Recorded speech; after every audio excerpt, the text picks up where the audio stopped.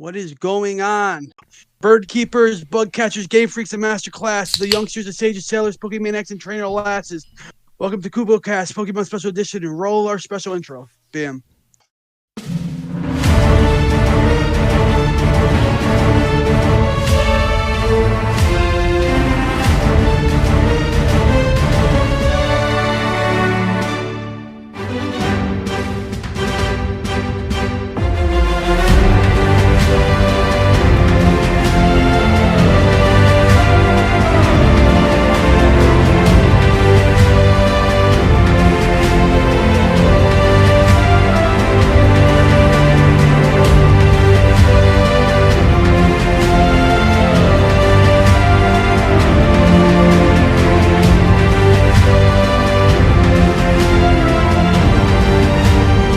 What is going on? We have some special guests tonight for our special edition Pokemon episode. We have, of course, Rain, our newest Kupokast member. We have Eliwick, Nightfall, and Dawn. How's everybody doing tonight? Doing good. Well, Doing good, thanks. Good. So, yeah, I don't know.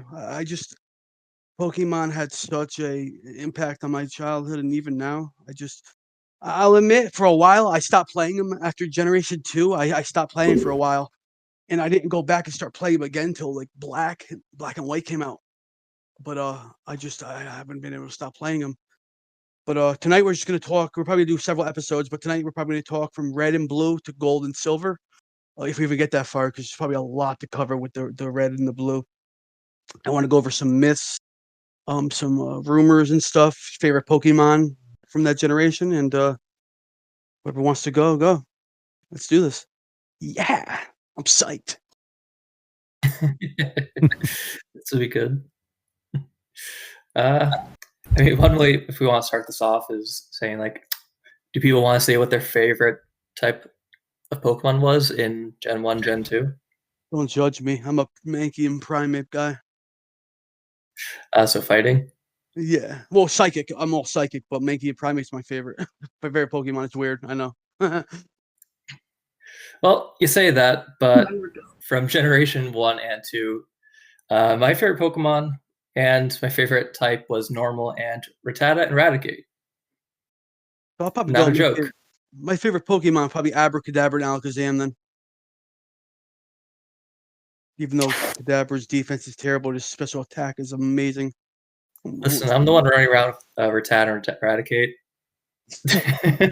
Hey, at least you're not the one with the rumor that I guess Blue, you call him if you're playing Red, and I don't know, whatever his name is, Gary. It's Raticate. Was it the Raticate? Was that his Pokemon? yeah, it's Eradicate Yeah. would die.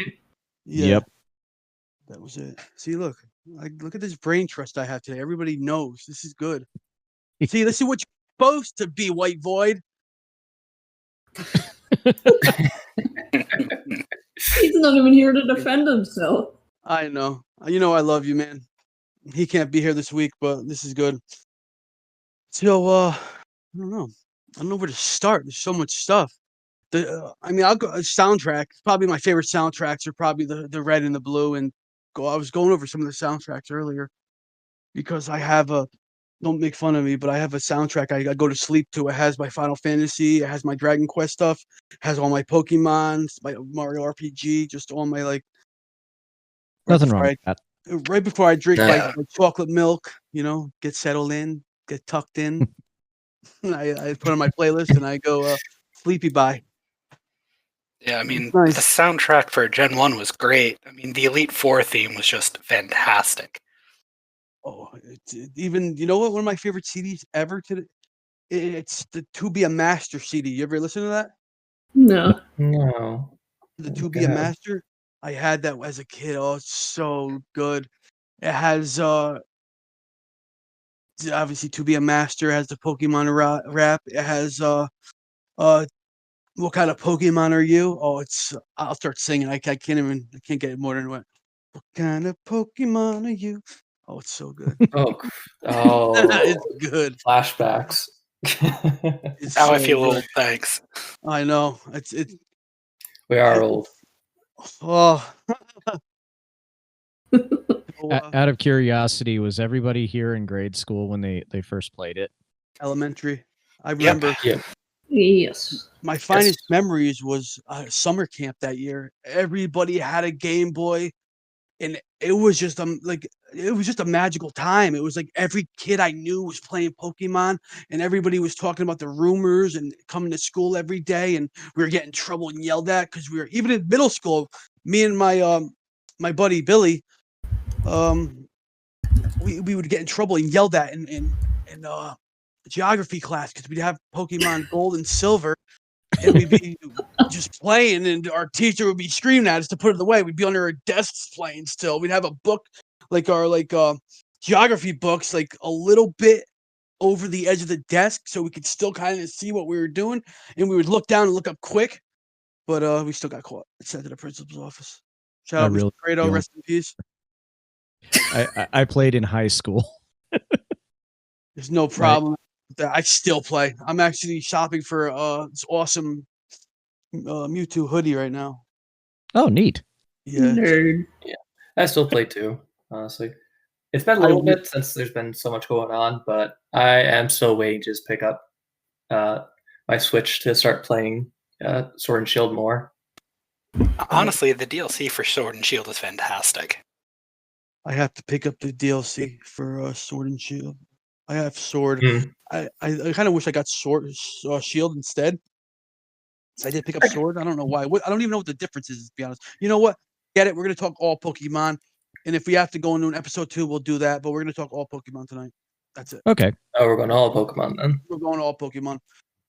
Because the original reason I wanted Corey to come out because he said he knew a lot about the Sun and Moon. And I just started playing Sun. Yeah. I love it. The trials, and I just Team Skull are so corny. I love Team Skull. Listen here. Out of all the teams I've ever dealt with, like most of them were all like, oh, we're gonna take over the world. Oh, we're gonna have all the money in our pockets and crap. And then Team Skull is just over there, just like, no, this is our turf. I'm gonna freestyle in your face.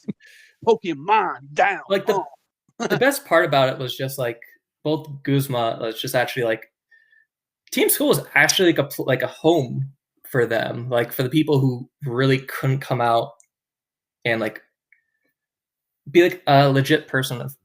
I'm not entirely sure how to say it, but like just like someone who could succeed in society, and like Team Skull just welcomed them in, and that's another reason why I love Team Skull. No, I mean, I was just joking about the whole fact, but I just the whole rapping in my face. It's funny. It's kind of endearing to me. I don't know. Because I had a phase where all I listened to was rap, and I wore baggy pants, and I had phases, man. I had phases. Oh man, they've done a lot better with the teams in the later gens. Like Team Shout in Sword and Shield, where they're just a bunch of those freaking guys, hooligans.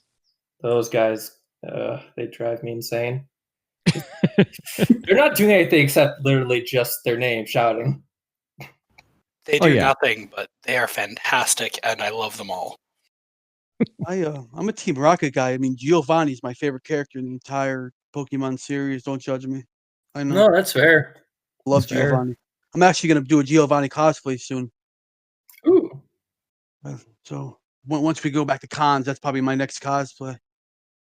I always wanted to have a game where you could join Team Rocket, where you could be the bad guy instead of the good guy. That would have been fun. That would be a good perspective change. That would be. Wasn't there a rumor on that? There was a ROM hack called, I think it was actually like Team Rocket or something, where you could play as them. They have them all online somewhere. But the ROM hacks are actually a ton of fun. You should look them up. I got Pokemon Uranium. I just haven't played it, and that they added like a nuclear type to the whole thing. You were Nightfall. You were talking to me about Black, right? The Black version, or Creepy Black. Yeah, I used to be big in the creepy pastas. I was gonna write my own once, but I didn't do it. But yeah, I think they ended up making that into an actual real ROM hack, right? The Creepy Black. Yeah, the one where you get a ghost and basically kill everybody. Yeah, and he starts. That escalated quickly. Oh, that escalated. Yeah, it does. It gets a little crazy. That one was pretty dark. Nuts. I guess it's like very meta kind of like the kid. The actual creepypasta is about the kid who plays the game, but like inside, I don't know. It's too meta for me to even wrap my head around right now. So just kind of like thinking on that, like this is going back like a while, but do you guys remember when they were like, I don't remember what the platform was, but they had like an entire like hundreds of people trying to control one game of Red and Blue, or was it Twitch Yellow? plays Pokemon. Yeah, Yeah, Twitch that, plays. and people came up with this kind of like creepypasta of it, just like this person, like the main character, was being controlled by the voices, and like they were basically going insane. And Gold from like Gold and Silver like confronts the main person from Red and Blue like at the top of the mountain, and like that's what finally like releases like Red, or whatever you want to call them, from like that whole curse of it. Oh, that's interesting. Good, that's a good take. It's something like that. Like it was just such a fascinating like concept, and just like kind of like the horrifying like thought, just like, man, if that was a legit person, they probably would be insane listening to about like 700 people talk to them, tell them, no, do this, don't do that. And then he was saved by Lord Helix. Yeah, so Lord Helix.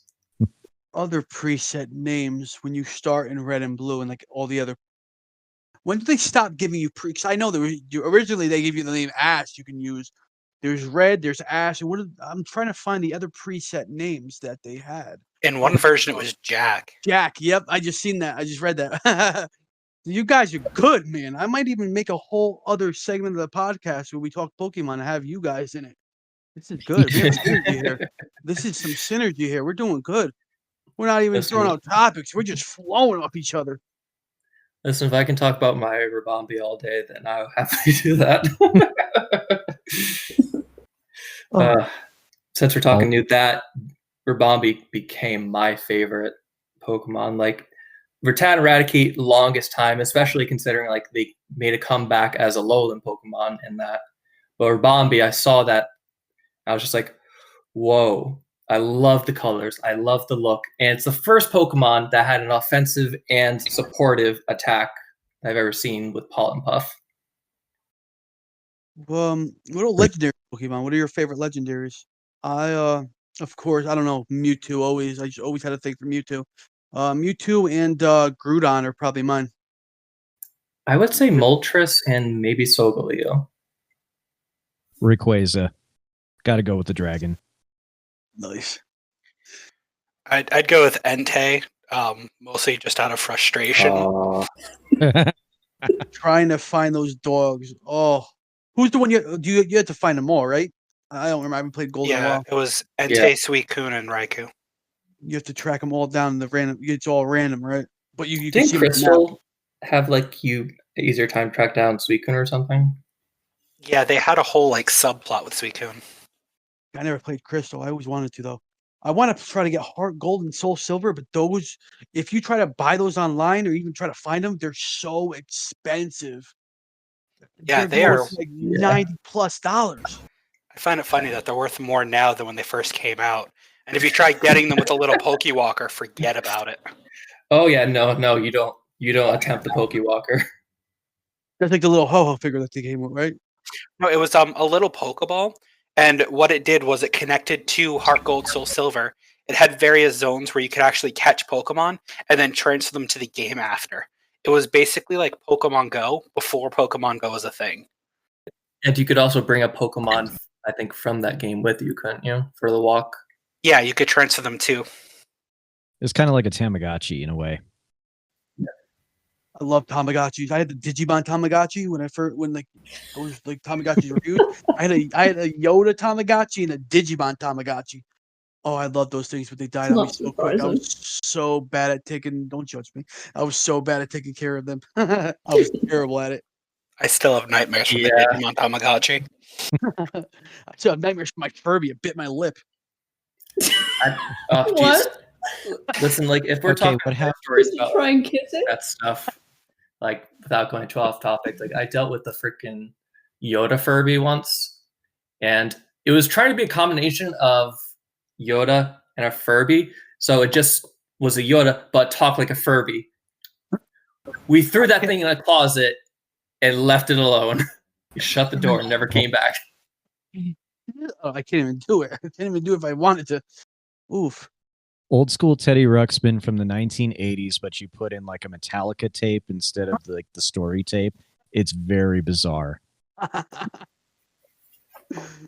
Oh man, I want to give you guys all homework tonight when we end this. You all got to listen to "To Be a Master" sometime.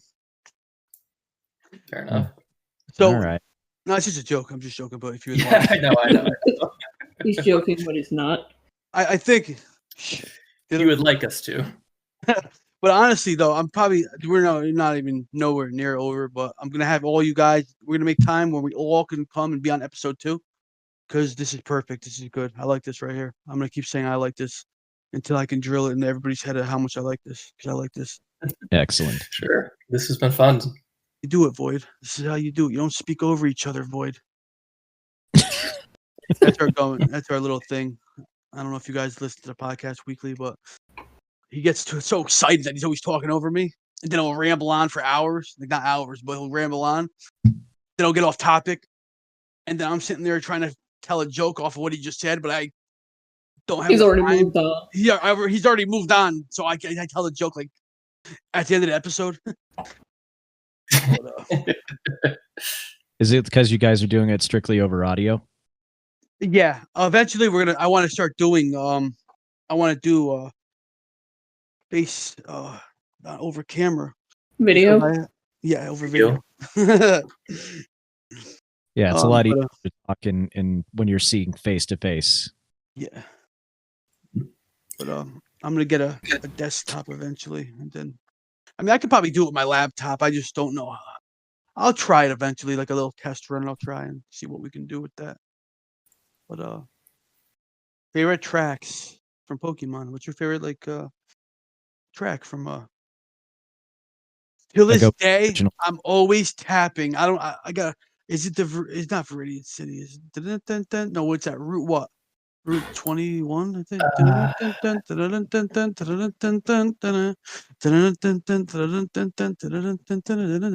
It's like from like. I think it's one of the routes. Gosh, that might have been the first route. Yeah, it might be. Yeah, I think it is. I don't know why it's never left my head. It's just I'm always tapping it. It's like I don't know. It's like I'm brainwashed. It's like let's go right into our next topic. The Lavender Town Psycho theme. Or it was already proven wrong, but I think it was proven wrong. Yeah, they did prove it wrong. Rian and I were actually just talking about that a little bit before you guys got on. I'm sorry. It was like it's the Lavender Town theme, but it was supposedly only affected for the Pokemon Green version, which we didn't get that. That's Japanese, and right? It was only in Japan. But yeah, getting for rumors. That's a myth. I'm sorry, I skipped you guys with your favorite themes. I'm sorry. I'm so psyched. This one. I'm having a good time. I'm sorry. I've just there's so many to them. I'm genuinely just trying to think on all the way back then, just all those different songs. Yeah, the Gold and Silver has an amazing. Every town theme in that game is just so good. It's just I'm trying to figure out which, because I'm not going to use our regular theme for this. I'm going to use the two Pokemon themes for the intro and outro. I don't even know which one. Obviously, I'm probably going to use the original starting theme, opening theme for the Red and Blue for the intro. But I don't know what outro I'm going to use. Oh, you could do after you beat the and Gold and Silver, after you beat the Elite Four or something. That song. We'll talk about that. We'll discuss that as a team after. That's good. I'll listen to them. I like the theme from the Ice Gym in Gold and Silver. Or that where you got to slide across the thing to hit the rocks and. Yeah, that one just frustrated the heck out of me, so I spent a lot of time in there. And I don't know why, but Lieutenant Surge is when you have to hit. What do you got to hit the trash cans, the buttons in the bottom of the trash can. Then he hits Thunderbolt. Oh, another one. Well, the Pokemon. What do you guys think about the Pokemon War theory? And I mean, it makes sense to So- be honest. Yeah, so I mean, I thought that was less theory and more fact at this point, yeah, especially because of some of the things Lieutenant Surge says during his fight. I mean, I wish they would elaborate on it more, to be honest with you. I know that'd be like to have like a They're probably never gonna do it because it's so like. I Dark. mean, exactly, because I mean, a lot of us grew up with it and we still love it. But I mean, there's still kids that are getting into it and stuff like that. So it's probably still. I mean, the fan bases are so like the I don't know what it was Diverse. diverse. Would geographically be different, like because we have such younger fans, and then you have fans like up to our ages. You know what I mean? Diverse, yeah. Well, And I mean, ages are so diverse. but here's the other thing too: is they could do it in a form almost like they did the Pokemon Conquest games. So that way, you know, you don't have the actual bloodiness of a war, but still have that kind of takeover feel to it. I don't know if you guys played Pokemon Conquest, but that game was fantastic. Pokemon have- Conquest. Stop, I never played it. I'll have to check that out. What system is it on? It's on the DS. It's basically like a turn-based game. I love Um, the DS. I love turn-based. I'm looking for that game right this second. Sorry, wait, I think it was 3DS, not regular DS. I just got lucky. I was at a pawn shop and I found the Pokeball 2DS XL. He sold to me for 120. I didn't care. I had to have it because that was one of that and the Super Nintendo DS I don't know if it was 2DS or 3DS, but I just had to have it. I rather the 2DS because the 3DS gives me a headache, so it wasn't really a big deal to me. But the original 2DS that they came out was so ugly. They were just flat, and you couldn't close them. So I always felt like there's a chance that they were gonna break and the screen was gonna break. And I just because I take mine with me everywhere. I throw it in my Castlevania backpack when I go to work. Because most of my time I deliver hot tubs, so most of my time is driving in the car while my partner drives. So I'm getting paid to play Pokemon games. So Yep. now how Conquest far we was the go? original DS. I'm sorry, I'm rambling. Oh, yeah. Conquest was the original DS. Came out in 2012. Thank you for that, Mr. Thank Fact you, I Checker. forgot. Oh, this is like the Dynasty. Oh, not the Dynasty Warriors type Pokemon game, right? So it more Samurai Warriors. It's still like in Japan with like Oda Nobunaga and all like the major, you know, warlords during that time. But kinda. I gotta get it. It's not that expensive. I gotta get it. I'm gonna get it. I'm sold. I'm What? sold. I'm sold. Nice. Have any of you guys played Hawken Tournament? Is that one any good? Yes, I have played it. The combat is really fun. Unfortunately, like it was really unfortunate that they had that whole like extra part to it for like the Switch that like added more like options in Pokemon to play as. But, like the combat was like legit. Like it reminded me like on the levels of like Soul Calibur. Is that the one with cool. Shadow Mewtwo? It's just like is it Shadow Mewtwo? I know it has Mewtwo. No, I think it was one of the Coliseum games that had like the shadow Pokemon. Yeah, I think that was the GameCube games, right? Yeah, they did them on GameCube, Yeah, and I think they did one or two on the way. Okay. Look at this. Look at all my fact checkers. This is fantastic. This is Pokemon great. Tournament was more of like a strictly a 1v1 like fighting game. It's like a Tekken and a Mortal Kombat, right? Yeah, pretty much. Well, And it would shift from like kind of like a free roam to like whoever like got the hit basically. Then it transitions to kind of like the traditional, like kind of like horizontal movement. And then like if they were hit hard enough, they would go back to free roam and switch like back and forth between that. Plus, it had the Lucha Pikachu. Yes, that was Nice. it. That was the like introduction of Luchador Pikachu. just for the people that are listening at home, we're just right now. I'm just going through all like the Pokemon gens and spinoffs, and then we're gonna go back to each one eventually and talk like I don't know rumors and talk get more in depth in the music and other stuff like that. But How about Mystery Dungeon? You guys ever play the Mystery Dungeon series? Oh, First I one. love those games. Played them. They're super fun. I think I only played the first one, but like it was such fun. I always wanted to play. I have this thing. People make fun of me because I always bring up Final Fantasy. Is it similar like to the Final Fantasy Chocobo Dungeon games, or Oh, I played those. Those were fun. I need to play them? I've Played a ton watched of them them. be played, but I guess I have to check them out. Yeah, I personally liked the one that was on the DS because it had all sorts of different things on there, and it utilized pretty much all the aspects of the DS. I love the DS. It was a solid system.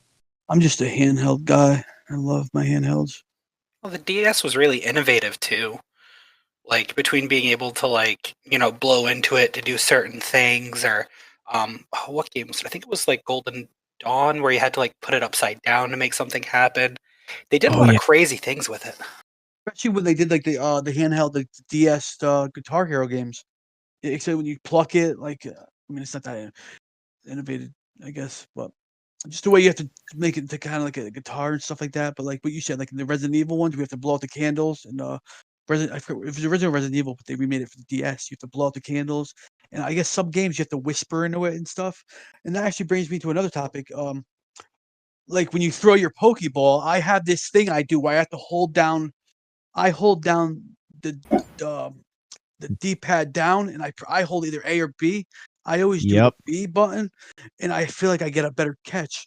Now, some people, when you get your Pokemon gets hypnosis and put to sleep, some people, if you scream "awake" into the microphone, they feel like it awakens, or like other kind of status effects. Like there's different things you can do to get your Pokemon either help catch them better, or to get them your status fixed by doing certain things within the microphone.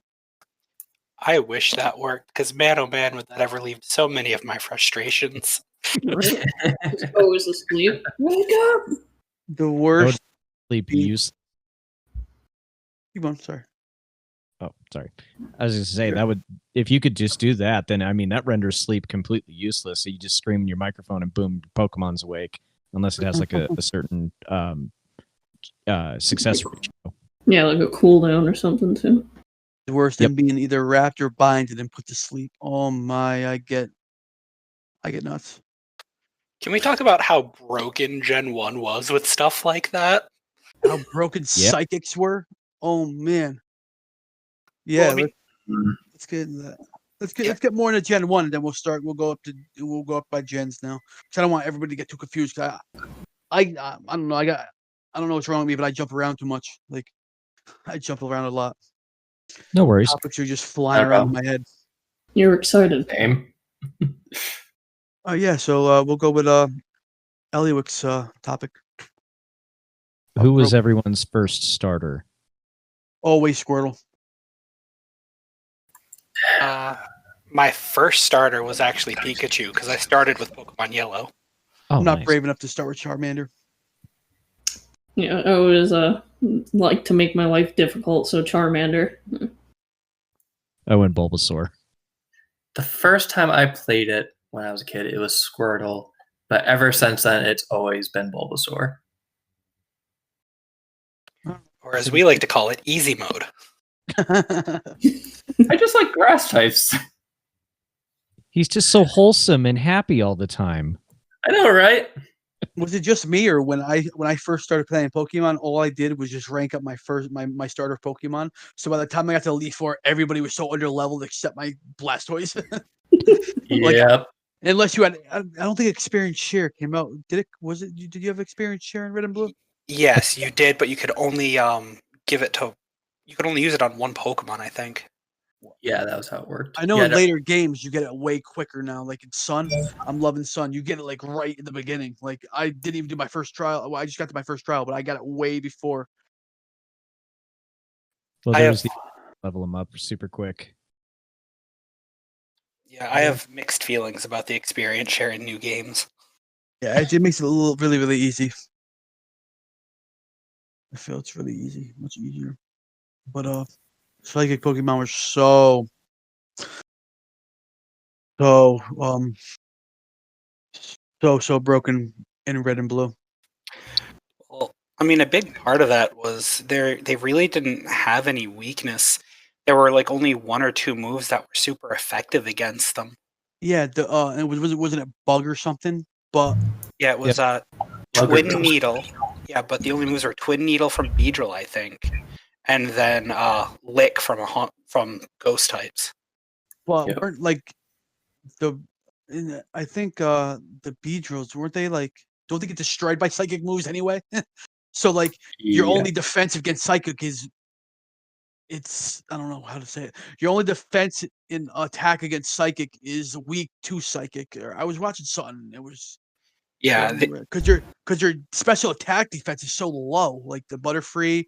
Because Butterfree is like the only like really fully evolved by that time. Like Butterfree is like the first like third evolution that you really get, like the full evolution of Pokemon that you get by then, because it evolves so quickly. I think what level 10 or between level 10 and 12, I think you got a Butterfree. yeah. Caterpie and Weedle both evolve at level 10 to Beedrill and Butterfree, respectively. I'd rather have I don't know what I'd rather have. I mean, Beedrills Sorry. are probably more aggressive and better attack, but you get all those spore and sleep powders and stuff with Butterfree. He's way more status effecty. He was one of the I like people. Say, trying to think. Like, there was only one like ghost Pokemon, wasn't there? It was just the Ghastly family, isn't it? Yep, I think they were the only ghosts in Gen 1, and they all got destroyed by psychic types because they were part poison. Exactly. Dude, forgot about that. And they only had one dragon type in there, right? The Dratini. Dragonite. Yeah. Yeah, because Gyarados is water flying, Charizard is fire flying, and I think that was it for even dragon related Pokemon. Alright, so I know we're all dreading talking about. Actually, sorry about that. I mean, what was that? Oh no, I was just agreeing. I said pretty much. Yeah. HM moves. Well, Hated I it. always had. Yeah. I always found that one Pokemon where I can learn most of them, and I just had him for like a throwaway Pokemon. Like, listen, when I need you, you're gonna come out. You're gonna do my little Surf, or you're gonna do my. I mean, I don't know if they can learn Surf or Fly depending on what Pokemon it is, but I'm just speaking totally like I don't know. I just confused myself. Someone. No, that was pretty much like a common move, I think. Like, wasn't it called like an HM slave or something like that? Yep. Yeah, HM slaves are pretty popular, but like moves like Strength and Surf were super strong if you put them on the right Pokemon anyway. I have Gushers. And Fly was pretty useful too in terms of an attack move if you needed it on like a Pidgeot or whatever. Yeah, throw it on the Charizard. It's got nothing else to do. Surf on your Pikachu. Ooh, Gushers. I only get 3 Gushers in a pack. What is this? You got ripped off, dude. Bad. Write them a letter. They might send you more Gushers. Takes 3 weeks to get to you, and they're just loose in the envelope. Or they're Sweet all Dad. melted together. Aw. Just one I'm giant trying to gusher. The Mega Gusher. After I do, I roll them all up. I just throw them in my mouth. Okay. You gotta do this. So speaking of unfortunate things, so did you guys ever try doing the Mew thing on the truck, where you would like make yourself faint on the Thank you. SSN, go back, surf to the truck, use Strength, and then just be disappointed because it was all lies? Yes, Yeah. supposedly Strength was supposed to you were supposed to somehow cut the tires, pop the tires, and then you can move the truck, and supposed to be the Great Mew would be there. Nope. I heard it was supposed to like just shove the truck over. So many different rumors to that. My buddy just used a Game Genie, and we just called it good. I remember the first time I got Mew. I was like, "This is Mew." Mew felt like so underpowered to me. Like so like everybody wanted it so bad, but it didn't seem like He was quite versatile though, because I think he could learn every single move. So you could make him into pretty much whatever you needed for your team. Okay, so speaking of Mew, I just was really curious, like people's thought on this. Like, have you guys heard the theory about Dittos being failed experiments to create Mew? yes. Yep. It's funny. I was just thinking about Ditto. Yeah, didn't they have the notebooks over in oh my god, I can't think of the town. Cinnabar. Yeah, that said that they created Ditto that was just failed Mew. Did they straight up say it? I don't remember them actually saying it. But like when you look at the stats, I think the stats were the same. Their shinies were the same. So once you get like into like gold and silver, but it was just like a theory, and like it seemed legit. If it did say it in the game, I completely missed it. Getting in the shinies. Wasn't the red Gyarados a shiny? Yes. Now, if the red Gyarados is a shiny, it takes the color from the Magikarp, and Gyarados takes it instead of turning blue. Now, with that said, wouldn't first form shinies not be able to exist? Because wouldn't they only be able to, like evolutions of a first form? I mean, maybe I don't know. I heard this somewhere that like all like shinies that are like not first forms but evolved forms, they should take by the logic of what the Gyarados does and how it's red, like the Magikarp. So like say like I don't know, a shiny Psyduck. Wouldn't the Golduck be yellow instead of blue? Or I don't even know what a color a shiny Golduck is, but wouldn't you think a shiny Golduck would be yellow instead though, right? They love their green shinies.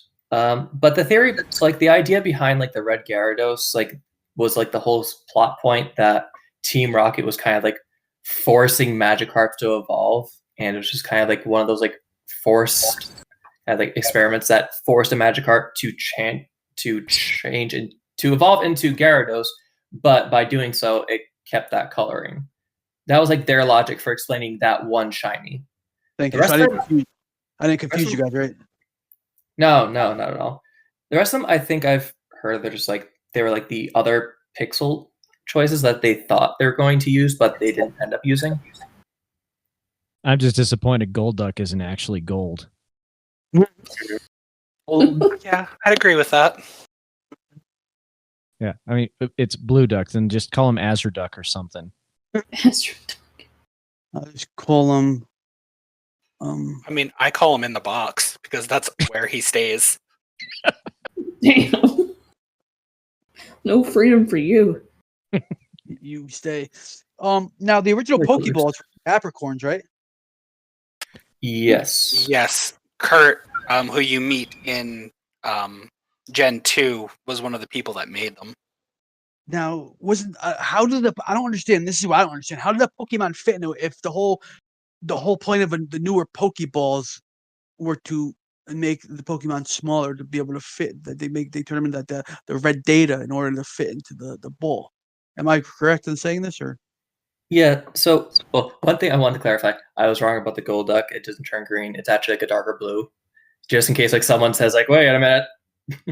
Like, we'll get trolls. Don't worry. I'm not worried. I'm used to it. I'm not worried about it.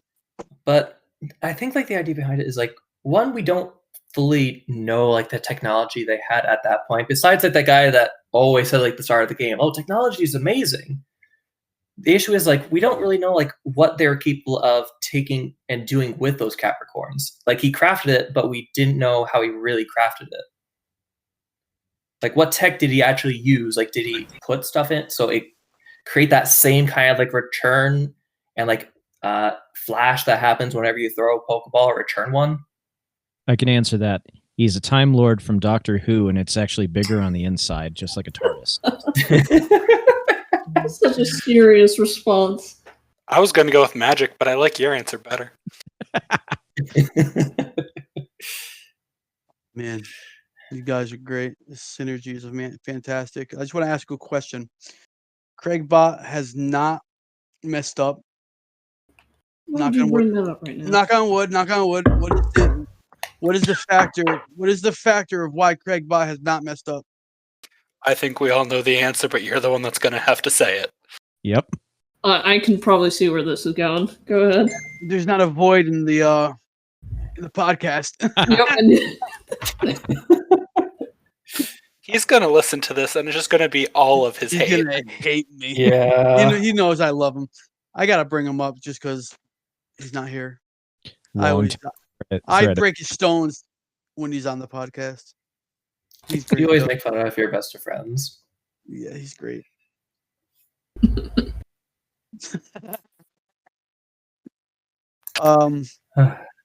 No, I don't know. What else can we talk about with Pokemon?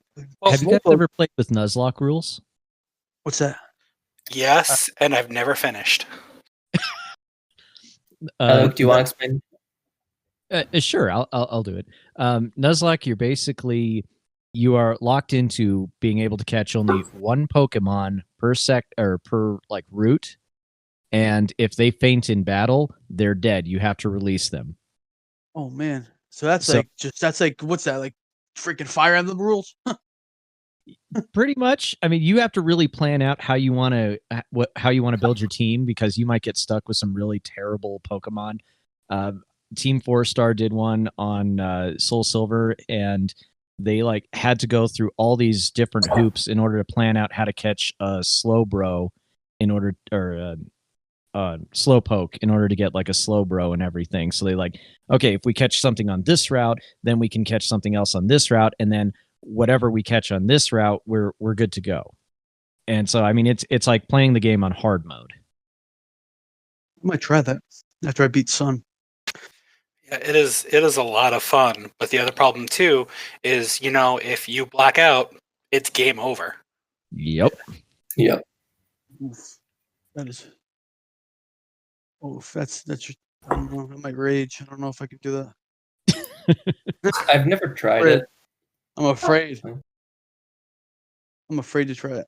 I don't know. Oh, honestly, it is definitely worth a go, but prepare yourself for disappointment, because I've gone through the game, had my starter, and then 8th gym, bad switch, lose my starter, and just stopped. Oh, to get that far. Ouch. I think I've made it halfway through a game on that, and before I just had to rage quit. I was like, okay, this is just frustrating me way too much. Yeah, it's definitely challenging, but I mean, like, you can make it a little easier on yourself too. Like, there are optional rules you can add, like something called the dupes clause, where like if you catch a Pidgey in one area, but you go to the next route and the next Pokemon's a Pidgey, you're allowed to skip it until you find a new Pokemon you haven't caught. Yes. So otherwise, you'd be stuck with nothing but Pidgeys and Ratatatas and Zubats. You won't mind that though. The Ratatatas, though, right? And Corey'd be happy. I would be perfectly fine with that. So they would become Raticates and they would become a storm. And honestly, if you just caught all Pidgeys, you'd be just like one of those like bird people walking around with those cages everywhere. I did see that there was this one guy in competition that all he had was Quillfish for his team, but he'd like perfect EVs and IVs or whatever, but just like leveled them up super, super powerful, and it just frustrated the hell out of everybody that he played against. When I want to start breeding, becoming like a Pokemon breeder in my sword game. But I think I'm gonna restart. I'm gonna get Shield. I'm gonna restart because I want to because a lot of people like they're so into like the breeding and like getting their stats like who left? Rain. Oh. Yeah. So I want to get like their stats are like and their like abilities are so like I don't know, like they just like so like perfect to what they should be to that certain Pokemon. And I don't even know what abilities or work with what. She scared me. I thought Craigbot left. Okay. So you don't have to do that anymore. Yeah. It was introduced in Sun and Moon, and then it was built on in Sword and Shield. So in Sun and Moon, they added this whole bottle cap thing. Oh, welcome back. Welcome back. You're back. they brought in this whole bottle cap thing where you'd bring it to this guy who would love bottle caps, and if you brought them a level 100 Pokemon, you could have them max out their IV in a stat. If you brought them a golden one, it would max them out in like I think like 5 of the stats, if not all of them.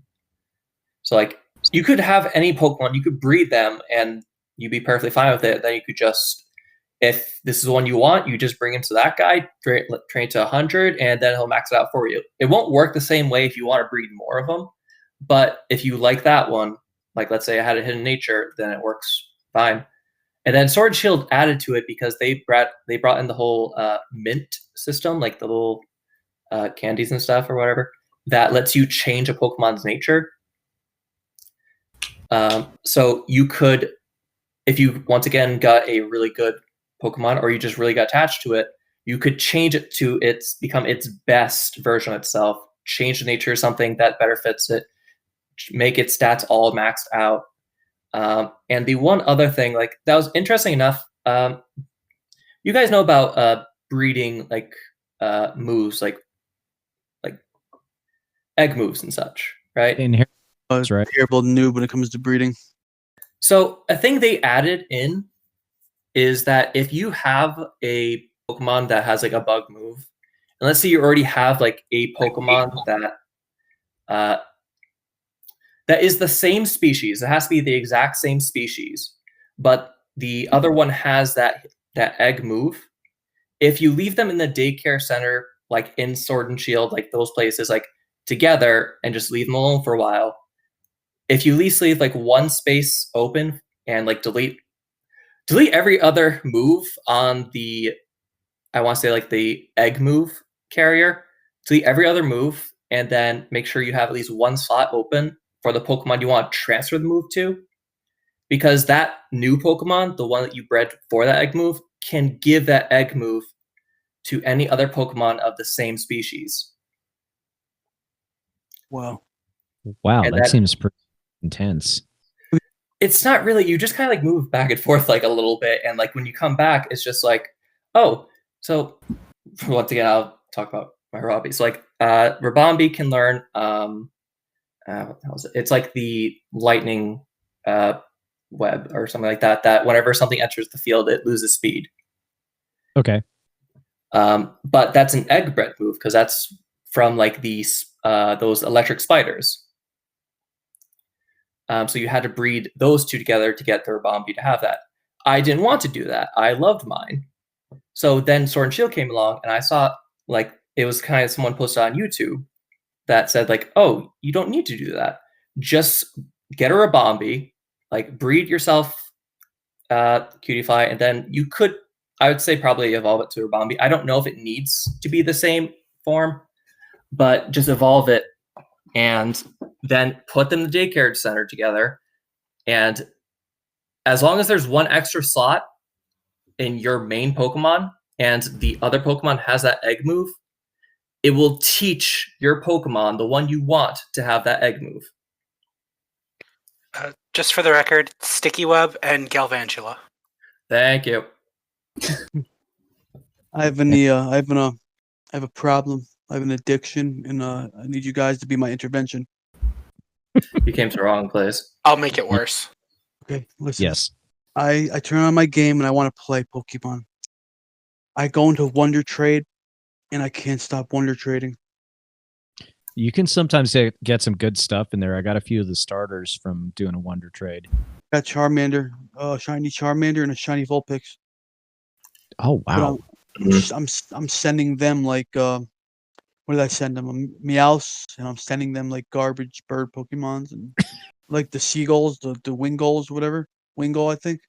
Yeah. Yep. Mm-hmm. I just feel bad that I'm sending them garbage Pokemon. I'm getting good Pokemon back. Oh, don't worry. You'll get garbage Pokemon soon. No, I got some garbage Pokemon. I think I traded a Togepi and I got like a Pidgey. I was so pissed. Ouch. To me, like that system is just more of like just like curiosity, but like also like in another sense generosity. Because let's say you're trying to breed like once again those Pokemon, like other people could really want those Pokemon that you're kind of like making. Even though it's not perfect, they could want it. So it doesn't hurt to send those out. Yeah. But, I want to. I have to research the breeding because I definitely want to be a Pokemon breeder. If I can't in real life, I'll do it in the game.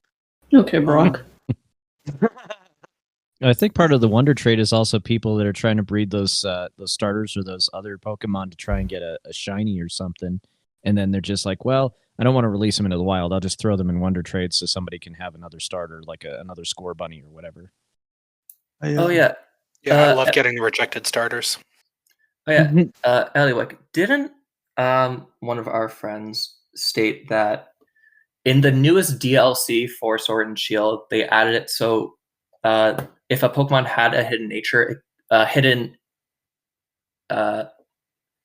ability. Ability, thank you. A hidden ability, it could learn that. Yeah, you can also you can pass them down through breeding as well. Wow. Yeah, it was more of like if you already had the Pokemon like maxed out and everything, but like let's say you wanted that Fire Rabbit to have its hidden nature, they added in with like the last DLC. I think they did. I'm not 100% though, so I'd rather not say yes for sure and lie. That's fair. I just remember what he said, and I was just curious. I might look it up right now. Although I will say, if any of you use Pokemon Home and you start doing like Wonder Trades and whatnot, they actually give you the Sword and Shield starters, all with their hidden abilities. Signing up for that right now. I love Rowlet. I don't know why. I love him. Rowlet's adorable. With that little bow tie, and he's just so. I want to grab his cheek and just be like, "Oh, you're so cute." Oh, speaking of Wonder Trade, I just got a shiny Porygon from Germany. Wow. Oh, that's nice. Man. Want to get into the episodes and talk about some of the banned episodes? Yeah. The Porygon episode. The James episode. Oh, yep. Eenie. The gun episode. Oh, that's right. The gun. It's a Safari Zone, right? Yeah, the Safari Zone episode. I think they played it, I think, in America once or twice, but they just removed the gun and he was like pointing at Ash. I don't remember, to be honest. You guys I feel like I remember. Have you watched past like the first? I got to the Orange Islands and I couldn't go any further. So, actually, fun story with that. Dawn, I, and a couple of friends just randomly started watching Pokemon one day. And man, oh man, did I get real angry watching Ash battle. Because he was wrong 90% of that fight. Yeah, you remember that. Yes, I do. I was having flashbacks. He's such a bad trainer, dude. Oh, man, I don't know how it happened as far as he did. Well, What? let's be real. His Pikachu should be maxed out in every respect after, 22 years? Oh, I mean, he should be unstoppable. Should. So, like, there's like kind of like theories and like thoughts behind that. Like, legitimately, like with the Pokemon series, is that there have been a couple like resets that kind of like make Ash like a new trainer again, which also resets him back to being like 10. Mm-hmm. Didn't they reboot the entire first? They did with they kind of like rebooted Ash like in Sun and Moon. Like he kind of was like starting all over again. But, like he had the memories of him training with like traveling with Misty and Brock, but like the experience of new Ash, like young Ash. Well, let's not forget too, in the original series, Ash was literally handed his first 2 badges. Yep. Yeah. You're terrible, Ash. Well, I mean, plus he lost to Richie, and make you honestly, Gary. Right? Gary, he's our man. Oh no. Yo, low key going around with that whole cheerleading squad in the car. Gary had like the life in that show. I know. Oh, that's what I want to talk about. If you go and pull up the picture of Gary showing Ash's badges, can you identify more than 4 of those badges? He had like 10 badges, didn't he? Yeah.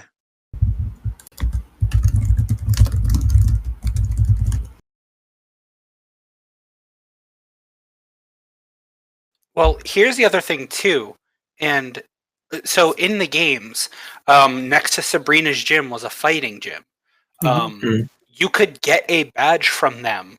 However, in the game, instead of the badge, Hitmonlee or just take the Pokemon. So we can probably assume one of those badges was from there.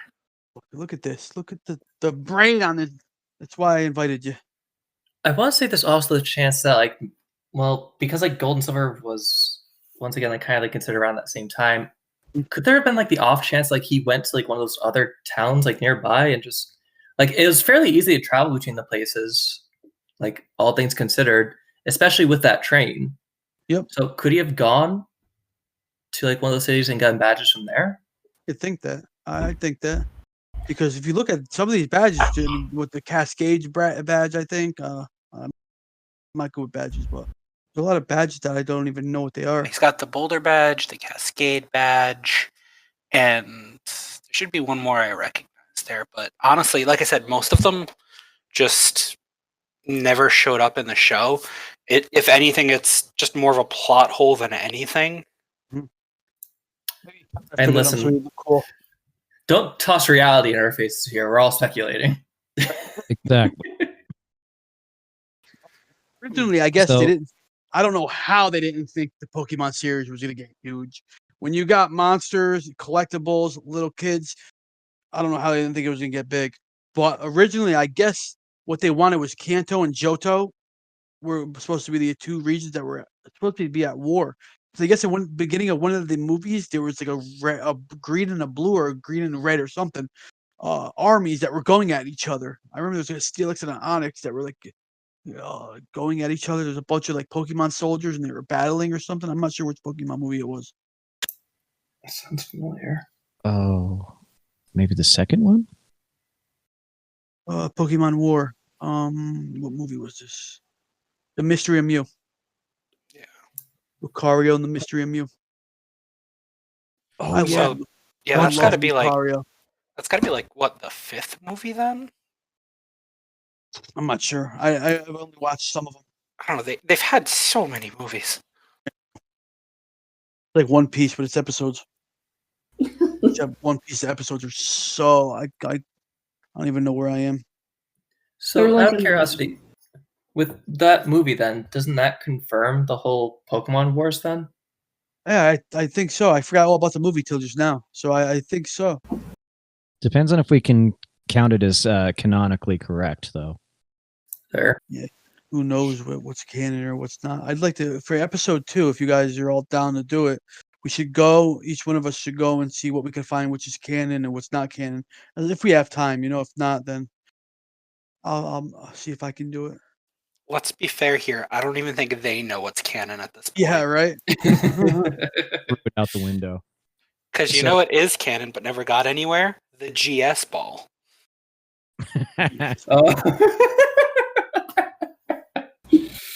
All right, that thing.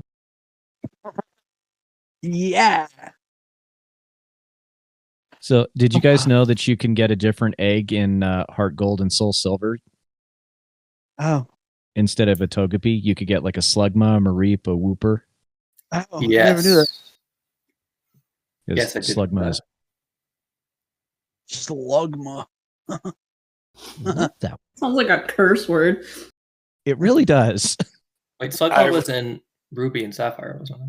No, it was. No. Yeah, it was Ruby Sapphire. That's funny you say that. Yeah, it was the fire Pokemon. Because when I type in Slugma in Google, the first thing that comes up is 6 bait. Did you read it? No, but I can already imagine. Slugma I know which word it's probably trying to autocorrect to. It says Slugma balls as autocorrect. What the frick? Yeah, I was kind of disappointed that when you had it following you around, there wasn't like a burned trail behind you in the field as you're walking along, because he's supposed to have like a body temperature hotter than the sun. Would have just been funnier to me. Have you guys ever seen like by Dorkly if Pokemon like entries were legit or were? Yes, I watched. I think so. Yeah, like the creep. Terrifying. Oh. I think Terrifying was on that. What's yes, it was.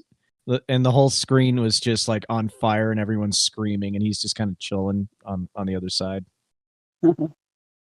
Shuckle is the best part about any of those videos. Yes. Yeah, Shuckle. Shuckle time. I've got everything I need to evolve. Oh my god, I'm a ghost type.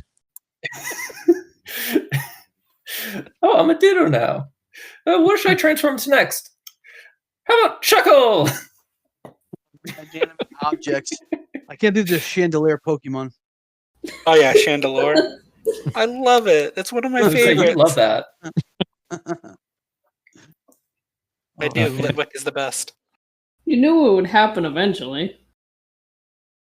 Animated Ice cream Pokemon. Yeah, it's better than the ice cream cone.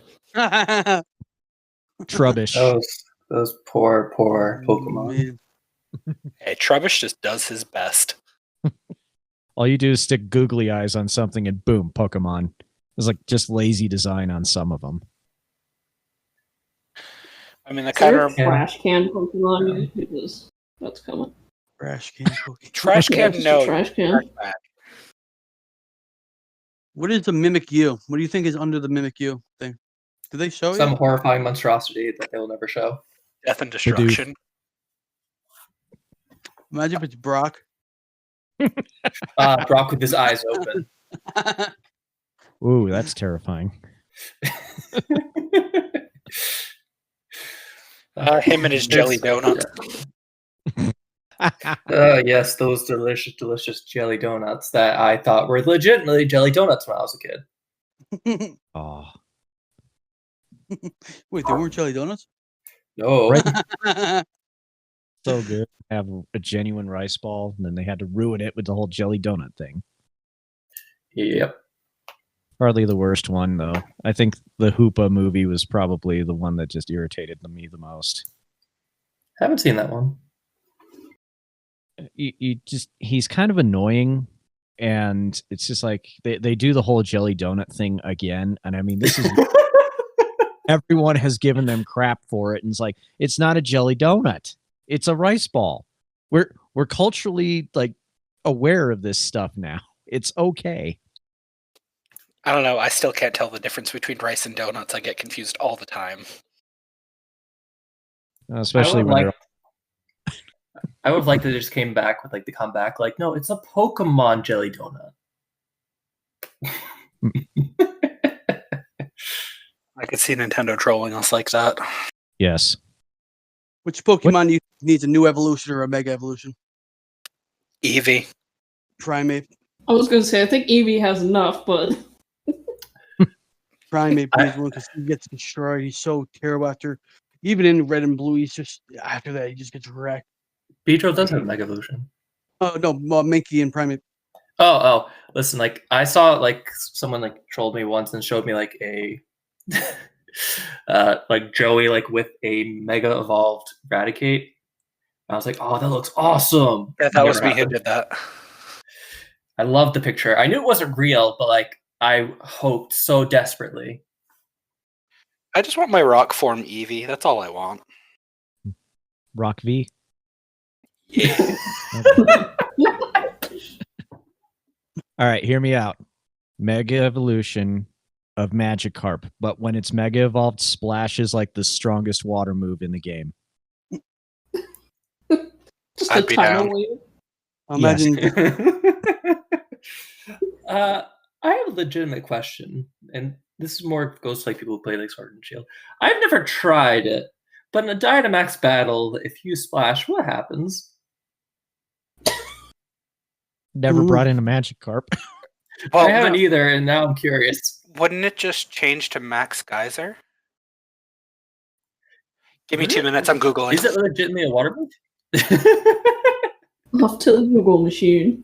I would think so. I always go in with like the AI, and they like some jerk shows up with a Magikarp and it doesn't do anything, and it's just a wasted turn. And then next thing I know, the colossal that's shaped like a skyscraper is just stomping everyone. Dynamax Whaler just splash. Oh, I need to bring up Wailord. Hold on a second here. Oh, okay. Gen 3 onward, if powered by Normalium Z into Z Splash, the user's attack raises by 3 stages. So, I guess if you were to put Normalium, what? Sun and Moon is weird, man. Is that talking about like if like you have Arceus or like what the hell is that Pokemon? Like Null Zero or whatever that solution is? That what it's No, talking not about? Null Zero. So you know how you can put them on and they get like the Z moves in Sun and Moon. So the Z move for Splash raises your attack by 3 stages, which is the weirdest thing. Oh, right. No, I do remember that because it was just like if it was like usually like a status move or something like that, it would do that instead.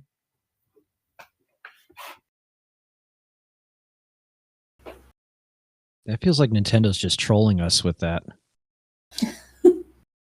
I mean, no, how many people actually use Magikarp beyond getting it up to level 20 to get a Gyarados? Well, I mean, you could still have a Gyarados with Splash because that's the funniest thing ever. That is true. That's very true.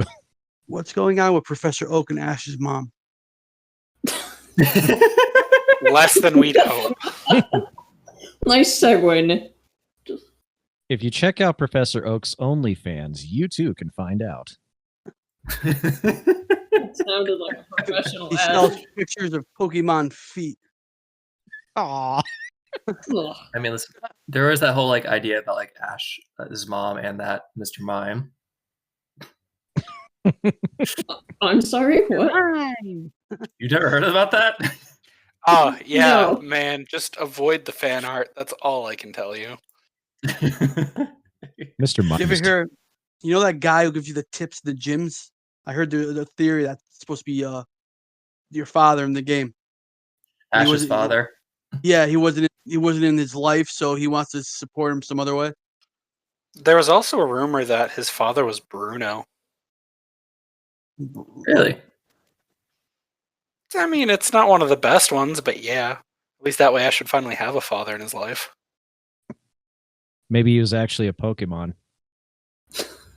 What if it was Brock? If he is a Pokemon protagonist, they have to have no family involved, or they have to have Okay. one family member missing. It could be Okay, that Disney. Lucario. Lucario's a man. Back in Pokemon Black and White, what was that guy's name? Z or something like that? N? He was like, and thank you. And like, there was that whole theory that he was actually like a Zoroark. Oh, okay. Which is definitely one of the more interesting theories out there. Yeah, because it kind of makes sense considering like how he talks about it, like how he talks about like his feelings about Pokemon in general and people like kind of like capturing them, and kind of like how he like changes over time. It makes sense in a way. What about the theories about the empty space behind Bill's house and you can get the Pokegods? You ever hear that? Oh, his garden? Yeah, Bill's Garden. Tried it and failed and was sad. This is how gullible I was. I wanted to believe it so bad. This kid this kid was telling me this whole story all day, like how to get like these secret Pokemons, and like I wanted to believe it so bad, so I kind of fed into it. So I go there. I go to summer camp, and this kid kind of bullied me a little bit, but I gave him the benefit. He was kind of cool sometimes, but he kind of bullied me. But he was telling me about the whole SSN thing, moving the truck, and this was before like it was getting really big. I think it's when the rumor first came out, and then he goes on this whole thing that after you do that, Lieutenant Surge's town, whatever it is, the where the Pokemon are working with the empty plot of ground. Yeah, the Machotes. Yep. Yeah, eventually they build the house. You go there, and like he just went on all day about like this whole story, like, and I just wanted to believe it so bad. And like get the Pokeball gods, and then you go to Bill's garden, and just he let my little 10-year-old mind on a journey and just smashed He me. At the crushed end of the them day, dreams. at the end of the day, he looks at me and goes, "You were the biggest asshole for believing me." I looked at him. I go, I hope you get stuck with a Magikarp for the rest of your life. If everyone in this world gets a Pokemon, I want you to just only have a Magikarp. Oh, speaking of pure evil, it was in one of the Pokemon games where you could trade somebody for, I think it was like a Machoke, and they had the held item that prevented them from evolving. So when you got the Machoke, it stayed a Machoke because they gave it that held item, and that was awful. Well, Yeah, I think that was its way of trying to introduce that item in the first place. As I can tell, it upset you. It probably upset other people. I was so mad. I wanted him a Machamp. I love Machamp. I hate how some of the Pokemon you have to trade, because if you trade online, sometimes you're not gonna get the Pokemon back. So, like with Agreed. People will Gengar like and disconnect. yeah, Oh but yeah. Or it requires you to have friends, and man, oh man, they did not anticipate me. That's new. That's so sad. Bust out the old link cable. oh man, the I link still have cable. my link cable. I used to Do you? I used to try to feel the link cable to feel if you could feel the Pokemon going through it. I like that idea. Oh, I was so gullible. Snorlax, you can actually see it moving through the cable with how big it is. Snorlax didn't have a big evolution, does it? He'd be badass. No, but he has a No. pre-evolution. Oh yeah. Oh, Munchlax. Munchlax. He's got a Gigantamax, or however you pronounce that, And where he he's has got a like a forest stomach. Yeah. I literally people used to call me Snorlax because I eat and I get tired and I go to sleep. So interesting enough, like I remember like seeing someone like post this like on the internet, and like it seemed true. Have you guys ever looked at the sprites of Snorlax, and over time it kind of looks like he's like working his way on like standing up? He is doing his best to stand Yes. up, and it is beautiful. Yes. Yes. I never noticed it. My God, look at this. Yo, this needs to be the mega evolution of Snorlax. I'm gonna send you this and the Put it in One. Discord. two. Where is it? Also, did you guys notice the massive weight loss in Pikachu from the first game? He Yes. used to be that super fat mouse, and then he just got on like Slim Fast and just boink. Yes. Hit up If- Jenny Craig. If you have Let's Go Pikachu on your Switch, you can get a Gigantamax Pikachu. That's the chunky Pikachu from Gen 1. Yeah. It's Holy Oh my shit, god. Snorlax. That would be terrifying. I do not want to run into that, thank you. Is that a fusion of like Snorlax with a Metagross or something? I don't know, but he looks like he's gonna eat everything. Like eat Oh, look, if people, he- everything. Nothing to Half- stop him. Half Snorlax, If he half was Ursaring. blocking a path, I would turn around. If I come across that thing in my path, I'm running. You should. Honestly, if you see a Snorlax standing up and moving your way, you should probably be running. Oh, here it is. I found it. Took Snorlax 8 years and whatever months to stand up. That's what you're talking about, right? Yeah, exactly. Oh my god. Also, as much as I love the Dynamaxing and stuff, like, does anyone else feel like they just cross into Digimon more often than not lately? Look, Yeah, pretty much. Well, yeah, because like Ever once since they started Mega. yeah, I was gonna say from Mega Evolutions now to the Gigantamaxing, I'm like they're not even trying to hide it anymore. whole another episode. I love Digimon. I just started playing the Cyber Sleuth games. So good. Digimon was fantastic. So good. But all I can get right now, I should have picked it up because they had it on PS4 for cheap yesterday, but I didn't grab it. They had the first Cyber Sleuth, but you can't buy them online no more. You can only buy Hacker's Memory online right now. I don't know why. Unless I gotta find. I'm trying to find the Switch version, because if you get the Switch version, you can get both of them. But for any other system, it's like they only have Hacker's Memory. I think I saw that at my local GameStop today with the 2 Digimon games for like $20. Yeah, they have there was a licensing issue, I think. Yeah. I don't know why. The game is so good. I love it.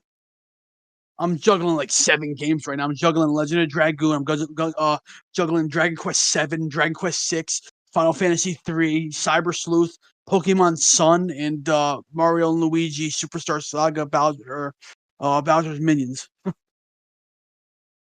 Where do you find the time for all that? I like play like 15 minutes of each, and like plus when I on my way to work, I'm able to play on the rides up, and then we get out, we take the hot tubs off, do it, get it, play my game. And See, Okay, yeah, I'm just in the midst of remodding Mass Effect 3 so I can play it through again. I gotta play Mass Effect. I didn't play much of it. I gotta play I'm Mass not Effect. surprised. Honestly, the Mass Effect games are fantastic. They're doing the remaster coming out next year, and I'm just impatient. I am Krogan. I love Grunt's my dude. I only got partway through the first one. I own all 3 of them. I just haven't gotten through them because I have gamer ADD. I swear. The I got first so one, many on- yeah, no, the first one is tough to get through. It aged so poorly. So what do you think? Should we do an episode 2? Sure. I'm down for that. Yeah. Go down. You guys want to keep going? You want to end it now? It's like an hour and a half. It's up to you guys. I don't care personally. Do you guys got any? I mean, I can keep going. Could keep going a little bit longer. Yeah, I don't Okay. mind. All right. What else? So what else we got on the agenda? All right, missing no. How many times do you guys use that, and how many times did it crash your game? No, I never crashed my game. I would just exploit it for the rare candies. You just Same here. the Hall of Fame it crashed. It messes up the Hall of Fame. But isn't there like a way to fix it or something? They say if you catch a Pokemon or something, like a certain Pokemon, and you can fix it or something. I forget what it was. I don't think so. I think it just crashes normally. I mean, I loved evolving it into a Kangaskhan. That was always fun. Shout out to you're the real MVP. Oh, they have a Mega Evolution for Kangaskhan, but like the little one hops out of the pouch, and now it's a like 2-on-1 battle. It's I know. great. I want one. It's Oh, can awesome. you get a? Because I love Snorlax. Secretly love Snorlax. Can you get a Snorlax in Sun? Yes, and that's why I said like he has his own Z move. Good. Like they added in later. Me a Snorlax. Because you can get a Munchlax pretty easily. I feel like Snorlax could have had an Alolan form where he has like a straw hat and a straw sticking out of his mouth. Yes, and like a little cup of Sun, like a Slowpoke tail on the other hand. I would have paid extra for that. So the Z move is called Pulverizing Pancake. Oh my god, that's right. Yep. Oh, I remember that. So, since we were on Missigno, can we talk about how ridiculous the glitch was to actually catch Mew in Red and Blue? I'm pissed right now. I could have caught a Yeah. Munchlax right next to my house, but it's a really rare encounter. It is, yeah. And I'm I've never hold on. I'm getting my DS. Keep going. I'll be right back. Yeah, because it was you had to, We just got so many left. yeah, because you had to talk to the guy in Viridian City. He would have to catch the Rattata. Then you would have to fly to Lavender Town. There's a trainer in the east where you have to press a start button to right before the fight starts, and then you would fly. And then I think there was one more step, and then you could catch Mew. It was ridiculous. That's typical RPG stuff where it's just making you jump through hoops in order to get something. Yeah, but it was like the only way to actually get him in the game aside from the like events where they handed Mew out. I'm kind of curious to know if you could upload that Mew through the Pokemon home though. There is a way to do it, but you're gonna need like an original original Game Boy, a Game Boy Advance, a Game Boy. No. Trade So something. well, so you can. So they have the virtual console games on the 3DS Mhm. for Red and Blue. They have all the original glitches and everything in there, so you can do the glitch Really? and catch it in those. Oh, I didn't know that. I thought they patched that when they released it on the Virtual Console. They didn't patch anything. Nice. Probably just easier that way. Pokemon the Shadow. Leave me alone. Yeah, so Out of so you can curiosity. Oh, yeah. You go ahead. Go ahead. I'm going to go on a different tangent, so continue with that. Well, no, I mean I was pretty much done. I was just wondering if anyone has done that because I kind of want to, but I'm not sure if it would qualify as like an illegal Pokemon, and they would tell me no. What? Bring a missing note to the Pokemon? No, there's a way to like catch a Mew in red and blue legally. It's just a ridiculous glitch. You have to like talk to a guy, not fight a trainer, do some shenanigans, and then a Mew will pop up. But with the virtual console games, you can transfer all the Pokemon from red, yellow, blue, gold, silver to the current games.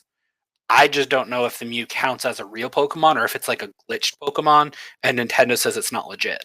You're talking about when you have to go up the little Cerulean City, when you have to walk up that little path where all the guys are hanging out, like diagonal from each other. I think that might be there's a glitch like that where you could get Mewtwo. Not Mewtwo, but Mew. Yes, yeah, I think it's part of that one. It's just a whole chain of events. But I'm like I said, I just want to know if you could transfer them via Pokemon Bank. I'm not sure. I have to download Pokemon. I thought they shut it down. I know they shut down a bunch of stuff because I was kind of second guessing on buying the Sun and Moon, but I heard there still is some stuff that's online. No, so you can transfer from Pokemon Bank to Pokemon Home. Some process like that, where you can bring them all from the 3DS over to the Switch. Do that. It has to be as long as they exist on one of the Switch versions, though, right? That's the problem with some moves. Yeah, you can still put them in the bank regardless. Oh, okay. It's just you can't transfer them to Sword and Shield unless Nintendo has added them to the game. I think that might be something that they're pondering because I mean, this is the first game they've ever done DLC for, technically. So I can see them like building off of this one a little bit more. Yeah, I mean, I'm just enjoying the rumor that the next DLC might bring us back to Unova. Ooh, that would be nice. Nova. Which Pokemon is that generation? Black and white. Black and white. That was I haven't played Black and White in so long till I got back into Pokemon. So that's why you guys are here. You know more about that than I do. I hated Black and White when it first came out, but now that it's been out, I thoroughly enjoy it more. I was one of those. No, these aren't Pokemon. These are trash. Literally, in some cases. I was a Gen 1 or 2. I was a Gen 1 or Gen 2er. I wouldn't look past Gen 1 and Gen 2 for so long. I was such an elitist, edgy cornball. I was the opposite. I loved all Pokemon. But before we completely get off topic, wasn't there like a rumor that Missing Number was like in reality like the baby Kangaskhan? Yes. Yeah. There's a way to is this my house? I can't tell. I haven't been back here in so long. Oh yeah, Kupo's house. Oh, you're talking about in game, right? Yes. Oh, okay. Yeah, I got real confused there too. I'm like, why is he worried about his house? What's happening? I'm scared.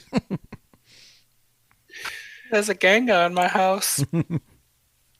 Have you? Oh, sorry. Go ahead. You can go. Oh, I was going to ask, have any of you guys seen the Starter Squad series on YouTube? No. It is so good, and I need more. Oh, yes. I keep hoping to get like another musical number from Geodude. Yeah. Geodude number just sounds hilarious. Please tell me more. It's the three starters, so Bulbasaur, Squirtle, and Charmander. Charmander decides that he's going to become a trainer because he hates the humans and everything, and it's the three of them trying to become stronger. They're dealing with all the Caterpies and stuff in Viridian Forest. I think it's Squirtle ends up getting captured, so he has to go underground in order to save him. And like all the Caterpies have like teamed up to try and stop him. They have like a Geodude, a Zubat, and a couple others that they just throw at him. And like Geodude comes out and starts singing as he's just beating the hell out of Charmander. It is fantastic. What's it called? I gotta watch this. Starter Squad. I don't know. My favorite thing is just when they start shanking people. Oh yeah. Oh, it's great. I think I did watch this. Shanking people. Watch this. This will be. They shank people. That was a very violent What are the series. Doesn't someone get? Yes, Charmander stabs somebody, doesn't he? I don't remember if I've seen this. I mean, listen, Bulbasaur wears Caterpie heads as a hat. I mean, it's basically Happy Tree Friends Pokemon style. That is very accurate. Oh my god, that's fantastic. My favorite is the Haunter episode where they're climbing the ghost tower. Mm-hmm. That was a good one. Did you ever see if Pokemon were like real? Like, I forget what it was. Oh yeah, Nightmare Fuel. I remember those. Thanks. Yeah, that was Detective Pikachu when they had the scenes with Mr. Mime. Oh, I love that movie. I love that movie. It was, That movie could not have been any better. Like Ryan Reynolds, just perfect. Like usual. yes. Well, they do a crossover and they have him as Pikachu Deadpool. That would be perfect.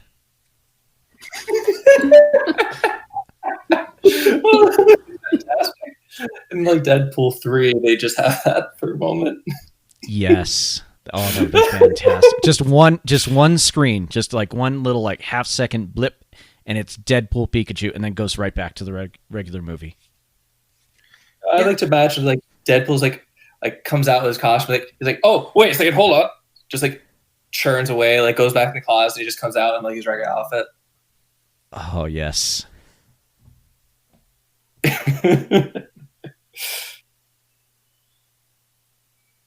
trying to figure out what this was. It like shows the Pokemon like they're all adorable and cute when they're small, and then it shows like when if Charmander was real, and like the whole house gets set on fire. Yeah. Oh my Yeah. god, I know the video. Yes. It's hilarious. I don't know. Also, just go I was ahead. going to say, my favorite thing has been like there were some almost like wholesome comics that came out with Bulbasaur, and like he doesn't talk or anything. He's just this small, adorable, Bulbasaur going about his daily life, and it is the cutest thing ever. And I want to find those comics now. Those are all over the iFunny app. No, hold on. I know these. They're just so wholesome and adorable, and they always make me happy.